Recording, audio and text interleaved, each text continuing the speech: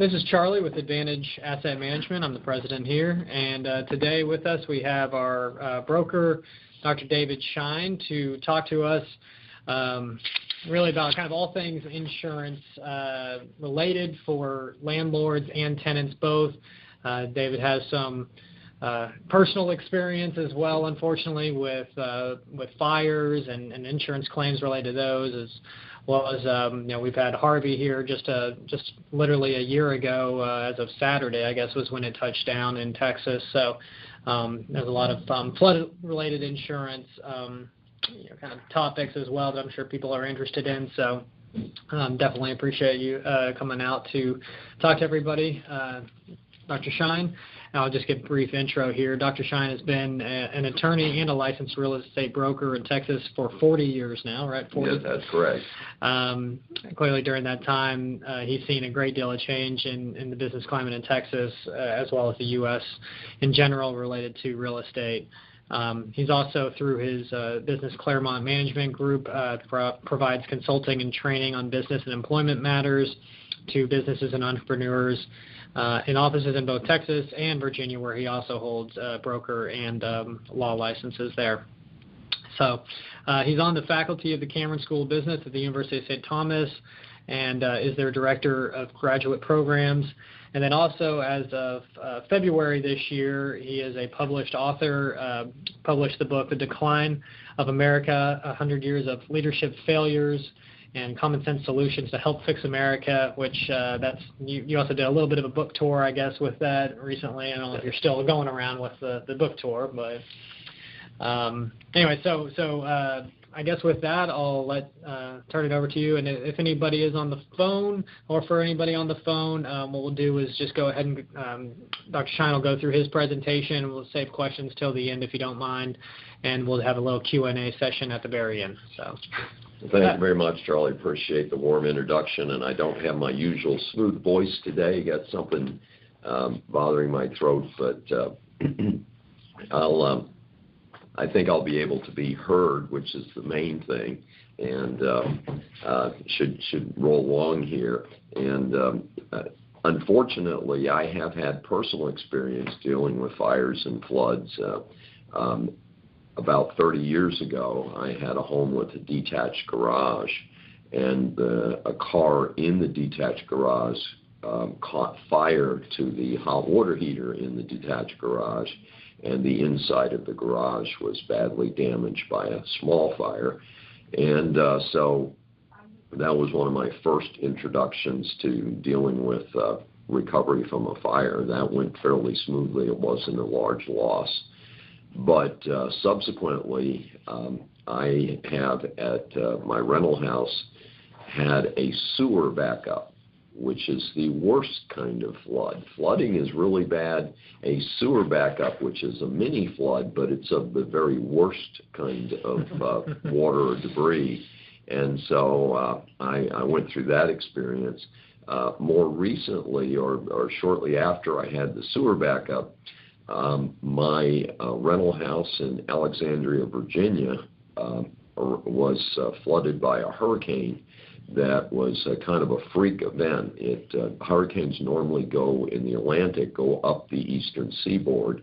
This hurricane caught the hook and went up the Chesapeake Bay and up the Potomac River into Washington, D.C. And Alexandria, where my house sat, was right near the Potomac River, which made for a lovely running trail, but also meant that when the water surge from the hurricane caught the famous turning basin where the cherry blossoms are and the famous Jefferson Memorial, well, that also is a dead end. So the surge of water went up the river, crashed into the dead end, and then came back. So my house actually flooded from the north, not from the south. The water, surged around different flat spots, and this includes Washington National Airport, sits in the same area. And so it was quite a scene. I was not living there. I was living in a different area. And a friend of mine called me and said, "Dave, turn on the national news your house is on television. And sure enough, there was a boat in my front yard. Wow. And that's how I found out. So it took out, similar to the Harvey floods that we've had here exactly a year ago, the whole first floor of both the house and the two-story house, two-story garage structure, and took out the entire first floor of both structures. The bonus is up north we have basements, so the basement, of course, was completely full of water. I learned a lot about that. The fire department went around the neighborhood and pumped out people's basements to help out, to get the water out more quickly. The basement refilled almost immediately, and the fire department kindly came out and pumped it out a second time. But throwing away virtually everything I had stored in the basement or the first floor of the house, I had a really clean basement. Let me just say that. It washed and pumped out twice. Unfortunately, I dealt with the largest disaster in my personal life, and all I can say is thank God no one was injured. There were no pets, no people. But I have one of the historic houses on Heights Boulevard, and we use it as both a residence and for professional office space. And 2 years ago, we had a major two-alarm fire early in the morning. Again, no one was there and no one was hurt. But it did in excess of $700,000 of damage to the historic house and to the contents and so forth. So having come out of these rather brutal experiences, and a lot of times I look at this and I say, look, I'm an attorney, I'm a business professor, and it's been awfully difficult for me. How about people who go to work 9 to 5 every day and don't have that type of background? How do you deal better with this? And so one of the most obvious answers, is for both landlords and tenants is insurance. And having good insurance is an extremely important thing. I was very fortunate in that this large loss and on Heights Boulevard, I had a major insurance company, and I had a very substantial insurance policy, and it did as good as it could do. I have no complaints with my insurance company, my insurance agent, people like that. They all did what they were supposed to do. They all did as good as they could. It's still a very difficult experience, and the recovery always takes a lot longer than you expect. And this, of course, dealing with the many, many personal friends I have who lost either their entire house if it was a one-story house or lost the first floor of their house if it was a two-story house, that it's just an extremely difficult process. And so at least if you have adequate insurance, you have some protection, you have something to turn to. And the issue, of course, is that Hurricane Harvey was what they're calling a 1,000-year flood. We normally base things on what's called the 100-year floodplain in the greater Houston area. And that means if you are purchasing a house in the 100-year floodplain, without fail, your mortgage company is going to require you to have flood insurance in addition to homeowners insurance. If you're on Galveston Island, you'll need to have a separate windstorm policy and a flood policy and a homeowners policy. So it's a little bit even more complicated down on the island. But what happens with this situation is that about 2/3 of the houses that were flooded in Harvey did not have flood insurance because they were traditionally in areas that didn't flood. The mortgage companies didn't. Of course, a good handful of people are investors. They may own the houses for cash. They may not have a mortgage, so they're not subject to being required to have insurance for that purpose. So that certainly has an impact on this situation, is if you didn't have it because you weren't required to, or again, because your neighborhood has never flooded ever. And I have some dear friends in Bel Air, just had a recovery open house last Saturday night, and they had flood insurance. I'm not sure why, because their house had never flooded. And the lot that they were on had never flooded, but fortunately for somehow, grace of God, they did have insurance. And what's important that a lot of people understand is that flood insurance is a unique, separate product. your homeowner's insurance will not cover a flood. I mentioned having dealt with a really awful thing, a sewer backup. It turns out that my insurance policy had a $5,000 rider that covered a sewer backup. Actually, it was part of, they had commercial policy on the property. The loss, however, was about $15,000. So kind of, you know, the old story, closing the barn doors after the horses left, is we increased that rider to $15,000. I have to check and see, because we've changed insurance since then. I have to check and see if we track that. But it's a lot of times you don't know what you don't have coverage for until you have something unusual happen and you discover that it doesn't have the coverage. So one of the things is that for landlords is to be able to replace the unit, and a good landlord's policy provides some replacement of rental loss. The general coverage is a year. Be aware of the fact that you will have to document the rental income prior to the insured loss. That they don't just take your word for it and say, well, here's a $2,000 a month. You have to show that. Also, if during the recovery of the property you will have lower costs, the way the rental loss was calculated, they reduce it by anything that you no longer have to pay during that time period. I didn't find that a very useful formula, but just so you're aware that that's kind of how it works.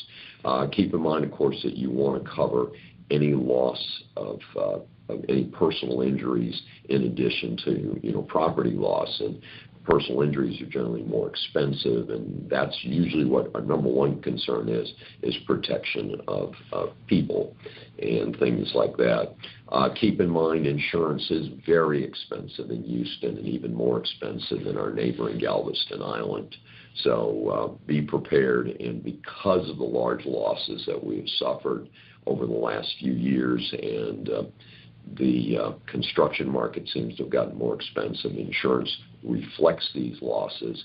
So insurance has been expensive in the past, and the people coming up for renewal this year are finding, as I have, we've had dramatic increases in our insurance, and that's unfortunately, I think, I'm hoping it's going to stabilize in the next year or two, but I don't think it'll be near term, and I doubt it'll drop down too much after that. So one of the things is to start shopping for insurance early, know when your renewals are coming up, and see if you can find the best deal. One of the things I mentioned is the way that you buy insurance. People today, many people today, there's radio ads and things like that, advertising, well, don't sell your old house, rent it out, buy a new house. Well, for many people, they don't have the wherewithal to buy a new house or buy the next house if they don't sell the one previous to it to have the equity. But Houston is a very active business scene. We have a lot of working two-income families where it is possible for many families to rent out their house and buy another house. If you only are doing that with one house and you have your insurance with the large commercial carriers, State Farm, Allstate, so forth, that insurance agent is probably going to be fine for helping you with just one house, to one extra rental house. However, if you are a serious investor and you have multiple properties, you probably need to partner with a commercial insurance agent that has access to a wide variety of insurance products. They're also going to be more sophisticated as to the type of losses that you may encounter versus what I call, you know, your regular residential insurance agents. I think that's something to keep in mind. One of the things that we see most often in these catastrophic losses is that people did not anticipate how much it would cost to put the property back together. And the bottom line is it's expensive to build today. It's expensive to go in and repair things. In my case, the Houston Heights property is a historic house, and it's even more expensive than people realize to go in and repair property that has to end up looking like the historic house that it started with. So it's understanding those things is that, again, even though insurance is expensive, it's very expensive not to have insurance. So people should make sure when they purchase insurance that they purchase enough insurance. Also, people, I think, are a little less conscious of contents. Is if you have a nice size house and it's fully furnished, furniture is expensive. I mean, if you have a Tempur-Pedic mattress by itself, that's $3,000 or $4,000. If you have a fire in your house, just the mattress is going to cost $3,000 or $4,000, and that's not counting a nice bedroom set and so forth and so forth. Replacing all the appliances in your kitchen, which is very common. Kitchen's on the first floor. Hurricane Harvey took out a lot of first floors in Houston, which meant virtually all of the kitchen appliances needed to be replaced in virtually all of these homes that were flooded. So there's things like that, and if you don't want to end up with the bottom of the line appliances, so you want to have insurance that will cover comparable things. Just one example, in my kitchen in the Heights house that was burned during the fire, I had a Schein cooktop. And a Schein cooktop is a proprietary appliance that can only be purchased from certain dealers, and they are held at basically, if you want a Schein appliance, you're going to pay retail for it pretty much around the United States. And they estimated my cooktop replacement for insurance at $350. It was $1,900 to replace the Schein cooktop. So it's a good idea to know what your stuff costs, especially if you're particular about it. I'm a cook, so I care what I cook on, so it made a difference to me. For other people, it may not, but it's a good idea to do that. One of the areas is that you want to check on your policies, and again, this is where a good commercial agent can sometimes be a good consultant, is to understand what your exclusions are. Most insurance policies today exclude terrorism. And I think if you're living in suburban Houston, while we may certainly have some concern about terrorism down at the federal building in the center of downtown Houston or the courthouses in downtown Houston, I don't think we're overly concerned about terrorism in a suburban neighborhood. Maybe 2-year-olds having a fight in your front yard, but probably not a big concern about larger terrorists and more serious terrorism issues. But one of the concerns that we've come up with is mold.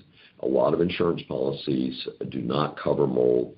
Very important to understand whether that is or is not, and I'm going to provide some more tips regarding mold because it is a huge issue in the greater Houston area, unfortunately, because there are high humidity and relatively warm conditions. The other thing is that what many landlords don't appreciate, and I've actually been through this. I had a rental situation where we had a vacancy over a little bit longer period of time. If you have a single-family house, your vandalism coverage may stop after 30 days. So it's important for people to understand that they generally, if the house burns down, they will have coverage.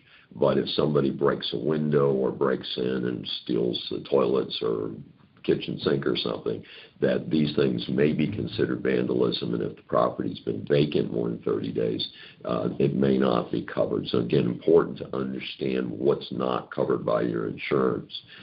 One of the things that people, I think, are going to be more likely to do today, again because of our high insurance rates, is to do fundamental things that may lower the long-term cost of insurance. And one of the things is to make sure, first of all, most of your building codes and landlord coverage codes are local, not national. So most of your local codes, like City of Houston, property is supposed to have electric smoke detectors, not battery operated, but electric.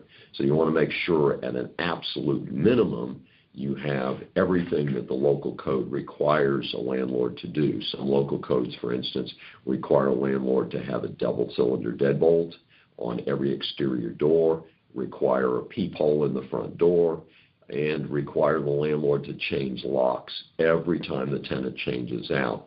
So failing to do that, if there is a problem later, could result in more liability for the landlord. So that's why it's important to, at a minimum, always be in compliance with the local rules. The second part of this is to go beyond those local rules where it makes sense. Like, one of the neat things that's happening today with improved batteries is smoke detectors that don't need to have the battery replaced. And I've been a landlord for a long time, and what I've discovered, and I try and make sure that I'm, despite the fact that I've suffered through a fire, I'm kind of a maniac about providing personal safety. So my rental units have several battery-operated smoke detectors. And what I find is they start beeping when the battery gets low. And what do the tenants do? The tenants go and disconnect them. And you go into a rental unit, you find the lid of the smoke detector hanging down, and the battery's gone, or it's hanging loose because people don't like the beep noise. And so I actually put in my leases and put in transmittal to my tenants that we will reimburse them 100% for the cost of replacing a battery, or we'll come out and put the battery in for them, so that people, at least will hopefully do that. I also put a fire extinguisher in every kitchen, a universal fire extinguisher. Fire extinguishers come in several types, but there's a type that's called a universal extinguisher, which can be used on a regular fire or grease fire, both. So, and usually they come with a little tag on them that provides some fundamental instruction. Sadly, most people do not know how to operate a fire extinguisher, but at least you've made the effort to give them a head start, and maybe they can do something before it turns into a bigger issue. But one of the things I've done is on my rebuild of the Heights property is I went in and put in a externally monitored fire system. So we have electric smoke detectors per code, we have battery operated smoke detectors, and we have an externally monitored smoke and heat system that's tied in with our burglar alarm system, so that hopefully we would get advance notice if there is a problem in the property. And we made sure to tell our insurance agent about these different upgrades that we made, and using all new appliances, new wiring, everything we can think of to tell the insurance agent to make sure they're in the best position to negotiate for us in terms of getting us at least a little bit better rate in the future. I started off talking about flood insurance, and again, flood insurance is an extremely important factor in the greater Houston area and even around the United States. We are running into more neighborhoods are experiencing flooding. We've seen dramatic pictures from Puerto Rico. Puerto Rico was featured in the news this morning before I came over here to speak today, and they largely was damaged from the hurricane. While there was some wind damage, significant wind damage, really the main damage there was from floods. Hawaii is experiencing record floods, although it's kind of interesting when you contrast things. Hawaii has just suffered a major hurricane that dumped 4 feet of water on parts of Hawaii. Houston had 5 feet of water. So even though Hawaii was a devastating water event, we actually experienced a more severe water event here. And in fact, Harvey was the second most costly natural disaster after Katrina in New Orleans. So we certainly have dealt with a lot. So flood insurance, real good idea. And again, I think a lot of people who didn't have it last time are going to have it now. I think for real estate agents and investors, it's important to do your homework. Make sure you know what the history of the property was and the neighborhood. So even if a particular house didn't flood that you're handling as an agent or you're considering buying as an investor, I think it's really important to know what happened in the neighborhood. So if the house is within 2 blocks of this one flooded, by golly, I think I'd want that rental insurance. And remember that as a landlord, while as a homeowner, these are not deductible expenses, as a landlord, these are deductible expenses. So it may not help a lot, but it helps a little bit. It may also be leading to the bridge cost, which is that, and I'm going to mention this at the end of my presentation today, is that rental costs are going up. And it makes sense because our holding costs as landlords, not only is it expensive to repair property, but landlords pay mortgages, mortgage rates are going up, landlords pay insurance, insurance costs are going up. So it kind of makes sense that rental rates are going up. Landlords aren't necessarily making more money, but they need to recover the costs that are the inevitable part of having insurance.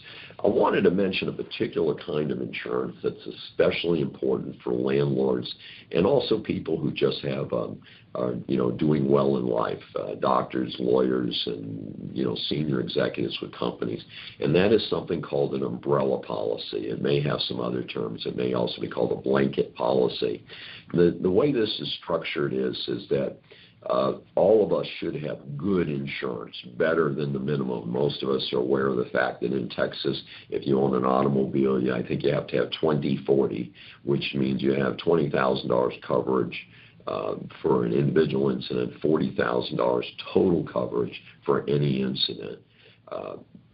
To get an umbrella policy, you're going to need to raise those to most likely 100, 300. So for many years as a former corporate executive and as an attorney, I've carried, 100, 300 limits on my vehicles. Well, that turned out to be a good idea because as a landlord of several properties, I have an umbrella policy. So I have, 2 vehicles and I have 3 rental properties. I had 4 and I'm buying 1 hopefully soon. And so if you're in that ballpark, it's time to have a real umbrella policy. How that works again is you're required by the umbrella policy to have higher limits on your base insurance. That's the insurance that costs so much money. Umbrella policies themselves are modest in cost because they only cover you if the other insurance has been exhausted. So if you have a $500,000 coverage, liability coverage on a rental property, and there's a catastrophic loss, something bad happens, there's a fire and 2 or 3 people perish in the fire, it's not unusual for the landlord to be sued under those circumstances, and that would exceed a $500,000 base policy. So the umbrella policy is usually done in whole millions.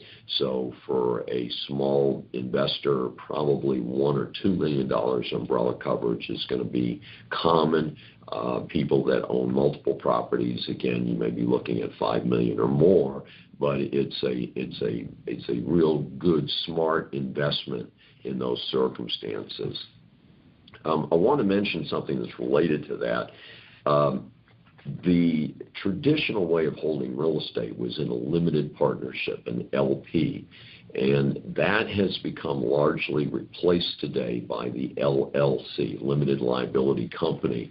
But however you hold a property as an investor, whether you own it individually, then the insurance is going to have your name on it.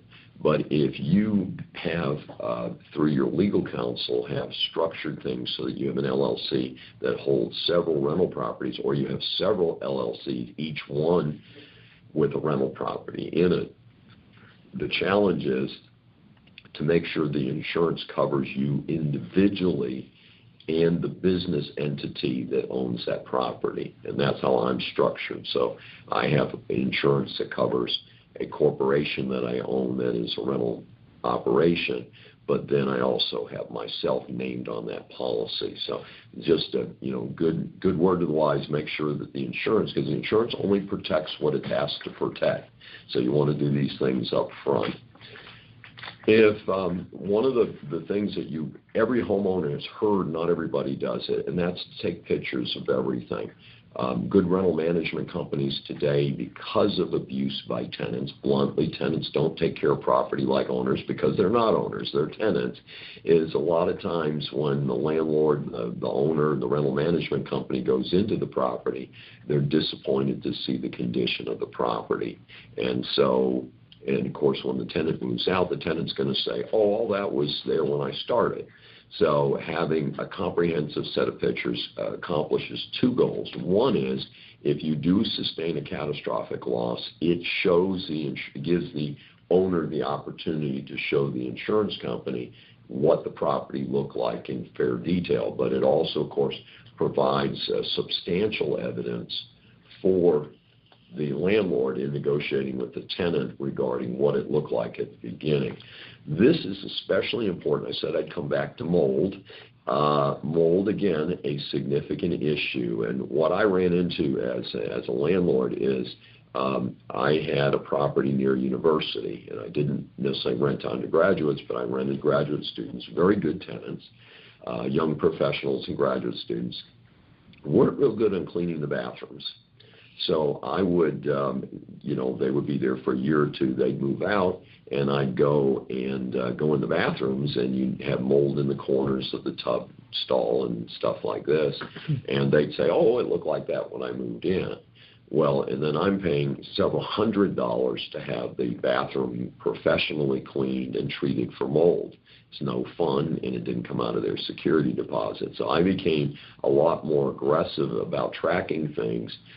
I've also added to my own leases. I write my own leases as an attorney and a broker that say that when you move in, if there's any mold in the property, you let me know within 3 days of moving in. And if you don't, it's clear that it happened on your watch and you're responsible as the tenant. And it was amazing how that improved my circumstances when they moved out, and had some sparkling clean bathrooms when I had the next tenant come in. So it made me a lot happier, and it was just kind of an administrative thing versus anything else, just letting tenants know the reasonable expectation that the property will be as clean when they move out as it was when they moved in. And again, photos help with that, but also communication with the tenants is a big deal. And so, especially, of course, when you're taking pictures, is to take close-ups of the bathroom, especially shower stalls and tub stalls, and areas in garages, particularly here in Houston. Attached garages, detached garages have a tendency to develop mold, especially if there's sheetrock in them, things like that. So moving on from that, I wanted to talk a little bit about tenants, because tenants are a real interesting situation. And of course, because I've been doing this so long, I have a tenant story for you. I had a rental property, a multifamily property in Richmond, Virginia, in a historic neighborhood called The Fan. And there was a big storm that came up the Chesapeake Bay, but it went the other way, went down the river toward Richmond, went inland, and caused a lot of damage in the city of Richmond, including it took out, did a pretty good amount of damage to a wall in my house. I had a brick building, and there have been some changes, like many old buildings over the years, and there was one part of the building that was siding instead of solid brick.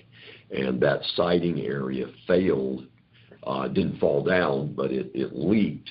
And so I had a couple tenants that had contents that were damaged by the rainwater that blew in through the wall when the wall failed. And so the tenants actually came to me fully expecting that I was going to buy them a new couch. And I explained to them, and it's in my lease, I sent them a copy of their lease, and it said, we recommend you have coverage. The landlord is not responsible for your contents. So it was real interesting, because they went from wanting a new couch to having the couch cleaned. And so what I did as a courtesy to the tenants is I gave the two tenants that were impacted, I gave each of them a $100 rent credit towards getting their couch professionally cleaned. But the point is that the tenants really don't understand when you say we're not paying for your couch, that they don't get it. So I know some of the apartment complexes in the Greater Houston area have started requiring coverage, where they've got it there, and it's like, if you have your own coverage, you have to bring a certificate of insurance. If you don't, here it is, and they're actually administering the insurance. I don't know how good a product that is, but I don't necessarily advocate that for landlords, especially landlords with 1 or 2 units. That's not going to be a practical solution. But what I have done is, on one of my properties, is we've partnered with a local insurance agent. So of course, that's a separately licensed service. They can't pay us any fees or kickbacks. That's all illegal. But it's very convenient though, because they know the property. So if someone calls up and says, "Hi, I've just rented at X location," the insurance agent and his staff can say, "Hey, we know the property, we've got codes set up, and it'll be $200 a year." Or, usually this insurance is not terribly expensive. Again, it does not protect in case of floods. It's fire and theft type coverage, but it can still be very helpful to people. And one of the other things I wanted to mention with regard to tenants is the utter importance of checking out your tenants. And I have learned through bitter experience as a person who, since I'm a broker, I administer my own properties most of the time, is that every time that we've done a favor for somebody who had a credit problem, we ended up getting burned pretty much. It was almost 100%. So people with good credit, good rental histories were great tenants, and we had very little headaches with them. On the other hand, we had people who came to us and said, "Hi, I am a problem already, and my current landlord's not going to vouch for me." By golly, they were pretty much not great tenants, and they, again, as a pretty good negotiator and pretty diligent landlord, I didn't get hurt too bad, but it sure does help to check out your tenants. So there are, good rental management agency, one of the services they bring to a landlord is the ability to check out tenants. And unfortunately, the list is getting longer and longer because we're looking to make sure we're not renting to pedophiles, to criminals who have a recent record of causing property or personal injury, child molesters who are on the register, required to be on the register, and just all around bad people who don't pay their bills. And so checking out tenants is one of the single best ways of controlling risk for landlords. And like I said, most often that's well accomplished by using a rental management agency like Advantage Asset Management, of course. And one of the things is, if you know that a property is in a flood zone because your landlord has flood insurance, the landlord should make sure the tenant knows either that they have flood insurance or that the property flooded in Harvey. That type of disclaimer could be very helpful if the property does flood later and the tenant comes in and says, "Well, yeah, I bought the homeowner's policy like you told me, but I didn't know the property was going to flood." My understanding is that flood insurance is available for tenants. I'm not an expert on how that gets done, but if the house is in a flood zone, the tenant and the landlord can both purchase their respective coverage policy. So certainly recommend that. Unfortunately, there is a couple high-risk areas that we cannot insure well for. One of them is children. I love my grandchildren, but the reality is that children represent a whole new level of risk. Many people who rent larger units and rent houses, the reason they're doing it is because they have children and pets or both. Or they have pets that they treat like children. And so it's a lot of that going on out there. So one of the things we want to do is we want to make sure that our properties are safe for children. We recently worked on a matter where a property had a pond in the backyard, a natural pond in the backyard. And in those cases, I recommend full disclosure, recommend fencing to control the area. Perhaps not, you can't legally restrict people from children, but to certainly say we don't regard this as the best property for somebody with children unless you have older children because of the risk involved, and there's only so much risk we can control. But remember I said earlier in the outline, getting rid of, in terms of making your property more rentable, not having a hot tub. And I rented a beautiful custom home, and I'm still renting it, and I had a beautiful hot tub on the deck. And we made an administrative decision and removed the hot tub at the time I rented the property because I felt that the risk of having the hot tub on the property was too great, and just maintaining it. Hot tubs are a terrific item, but they're really an adult item. They're not a substitute for a swimming pool. And we had a few misadventures with the hot tub, just relatively close to renting the house out, and said, you know what, it's just enough work, and that it's just not worth having it there. Might rent for a couple dollars a month more, but then you've always got that risk. Is someone going to, and adults die in hot tubs. Somebody gets in a hot tub and they have a heat problem or a heart attack or something, and it's not good. So those type of risk reductions, as much as people like pools, pools are even scarier. Sadly, I was watching the evening news just last night. There was discussion of a child drowning in a family swimming pool. And one of the things I thought about is that they do have swimming pool alarms now, and that if there's nobody in the pool, that this thing goes off like crazy, like a regular whole house burglar alarm, that if the water is disturbed, and it might be caused by a dog jumping in or something, but at least there's some effort being made. Obviously, for larger properties, they are required to have the swimming pools. Regular apartment complexes, condominiums, are required to have the pools fenced off with a gate that cannot easily be opened by a young child. So these are, again, important risk control factors in terms of working with tenants. I wanted to wrap up today by talking a little bit about the real estate outlook in Houston. I get asked this all the time as a business professor and as a real estate professional. And frankly, the outlook 1 year after Hurricane Harvey is frankly a pretty good-looking outlook. And single-family house prices are up to, the median price is up to $245,000.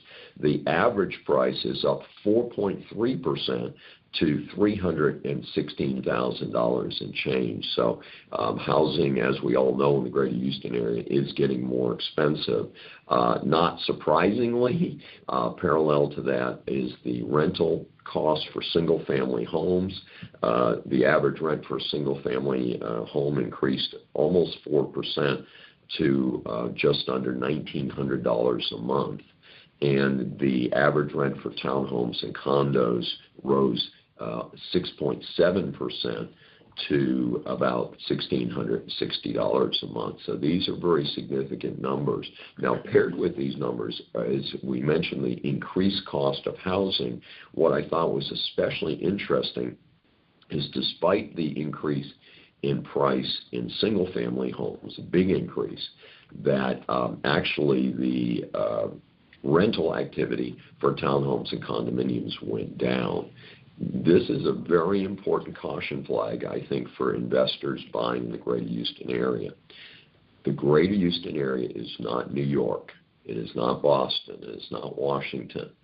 We have a lot of people who've come here from other parts of the country. Houston historically has not been kind to townhouses and condominiums. As I mentioned, the house that flooded was in Alexandria, Virginia, a suburb of Washington, D.C., and the townhouse and condo market there is fantastic. Houston is in a massive building boom, building very substantial high-rise structures.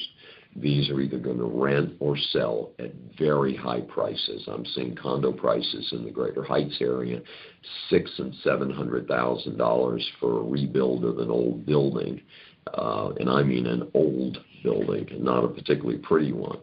But my concern is with the extensive activity that we're seeing, is that in the very high prices for these units, and certainly the investors, in order to acquire a solid city block in a close-in neighborhood and then build a high-rise structure on it, you're talking a massive capital investment that they're going to be looking to recover. That I am concerned that we're doing what Houston has clinically or chronically done, which is to overbuild in that particular segment of the market. And again, a segment of the market that historically has not been a strong market in the greater Houston area. may or may not be true. Maybe we've changed, and maybe condominiums are going to be in everybody's future in the Houston area, in the rapidly gentrifying inner city district, say around the ballpark and places like that. But I think people as investors really need to be cautious if they're buying a condominium or a townhouse as an investment. I have some friends that about 12 years ago, when the high-rise condominium boom first started, they had some money to work with, and they purchased 2 units in one of the early, very nice, very well-located condominium developments.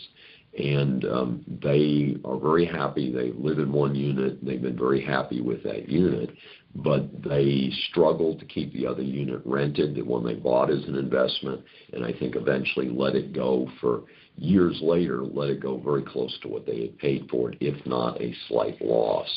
So again, a word to the wise is that I really think that depending on where the properties are located and what the pricing is, that people, I think single-family, small developments are still very attractive rental properties and easy to purchase by individual investors, small firm investors. But some of these condominiums can be a little scary. One of the things I see is the classic housing cycle. A young professional will rent an apartment and then buy a condo and then buy a house or buy a townhouse and keep the condo and rent it out. Usually their cost basis in these properties is relatively low, and they can keep them rented, and they don't need a whole lot of help to keep them rented. And, not the world's easiest deal, but they're usually not making any great money. But if you're coming into these new condominium complexes with very substantial front money purchase, where just the holding costs are going to be very substantial, I think that people really need to take a hard look at that market to see if they're going to rent easily for what will be required to cover the note. And again, the mortgage rates are up significantly over the last several years. So it's people need to factor in increased cost of insurance, rising mortgage rates. And we haven't talked about taxes, but real estate taxes, of course, in Texas are very high, even relative to what are called high-price markets like California and New York. We're right up there when it comes to high property taxes. And again, landlords need to anticipate that and make sure that their property will rent to cover these costs. I had a discussion in the last couple days with a person talking about buying an office for themselves, for their law practice, and then to have additional office space to rent out. And one of the things I reminded them was that if you are going to be a landlord, that you need to have the financial wherewithal to survive a significant event. In my case, my property on Heights Boulevard, which produced significant rental income, was down for 2 years. And during that time, I paid the utilities, I paid the real estate taxes, I paid the insurance, and the mortgage. And you've got to be deep enough to be able to cover that in the event of a significant loss. I also recommend to anyone considering investing that they figure that the property will not break even for at least 1 year and sometimes 2 years, depending on how much is put down, how hot that particular rental market is, and stuff like that. That's my prepared remarks for today. I'm glad to take questions. Oh, that's great. I really appreciate all the information. I do have a couple. I'll start it off. Just a couple small little follow-ups. Earlier in the presentation, you talked about how for any landlords that are renting out multiple units or might own multiple units, or thinking about going from 1 to 2 to 3 kind of thing, a general kind of a commercial insurance policy should be used, and that's not necessarily your traditional Allstate, State Farm type folks. Yes. What would you suggest for somebody that's looking at moving into that bigger rental game? For some starting places for them to look for that proper agent, that proper kind of policy. Well, I have an advantage. I've been working with the same commercial insurance agent for almost 20 years. So, in fact, it's a family business. He's still there, but his 2 adult children are now running the business, Okay. so I deal with them also. But I recommend to anyone looking at starting a business and investing in real estate, especially if they're going to have multiple units as a business, that they have a team of professionals to work with, that they work with a good real estate agent, work with a good commercial insurance agent, have a banker, even if it's not a mortgage banker, but have somebody there, an accountant, and an attorney. I usually recommend to people, a lot of business people are involved in different chambers of commerce and other business networking groups. I have found them to be very helpful in terms of personally meeting people. I've worked with a CPA that I've met through a local chamber of commerce. I've worked with a banker met through a local chamber of commerce, things like that. So that's a good thing. Also asking other people in the business for recommendations. Who are you using for your insurance? Hey, I see you own the house next door and you're renting it out. Have you been satisfied with your insurance agent? Stuff like that. So basically good networking and referrals from professionals that you already trust. Makes sense. I'll keep going with other questions, but I'll let anybody else, though, have anything immediate? Okay. You mentioned about making sure that you're following not only, okay, there's kind of some standard state rules, but that most property ownership, kind of rental related property rules are at a local level. Yes. Is that something that, usually just a local website, some kind of montgomerycounty.gov kind of website would list that out? What is the best way to go about making sure, you're following that? Well, there's 2 different ways to do it. One of them obviously is to do your own homework, and you can Google, City of Houston, Montgomery County, Harris County, and put in landlord rules and stuff like that. If you're in a big city like Houston, Richmond, Virginia, they're going to have city rules for, unfortunately, landlords occasionally need to evict people. A lot of times those are municipal or local rules, even in terms of taking your property back if you've got a tenant who's not paying, things like that. So yes, that's one search. The other one is using a good rental management company, and the rental management company should be familiar with the rules in their geography to say to the landlord, hey, you need to make sure that you have a smoke detector in each room. Some of the local rules are even specific enough to saying you need to test the smoke detectors once a year and all that. And I mentioned the fact with the new battery life, what I'm doing on my properties is, in addition to electric smoke detectors, which are usually under codes, more modern building codes, is I add additional detectors. If they have gas central heat, I put in a carbon monoxide detector, which is different than a smoke detector, and I put one close to the central heating unit. If you have a gas hot water heater, I put one close to the gas hot water heater. And nowadays, these things are guaranteed for 10 years. Oh. And so whereas as landlords, we were haunted by tenants taking the batteries out when, after a year and they start beeping, is we've got a longer run, and then the whole unit is taken back to the big box home supply stores, where they have an area where they take back things like this. So please, if you do this, folks, please do not dump these in your regular trash, because these units are designed to be recycled, and the places where you buy them will take them back for recycling. So just a little side note on that, but having that work longer is going to really be a good help. Gotcha. Okay.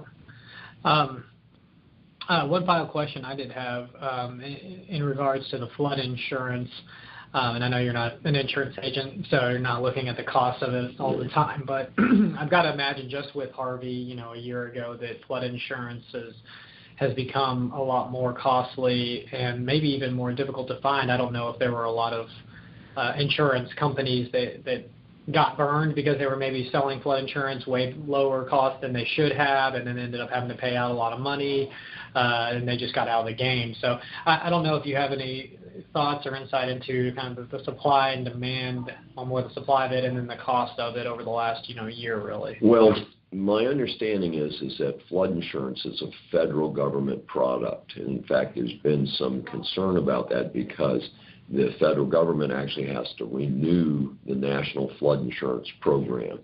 So the first answer is that it's set nationally, and it's set based on local plans.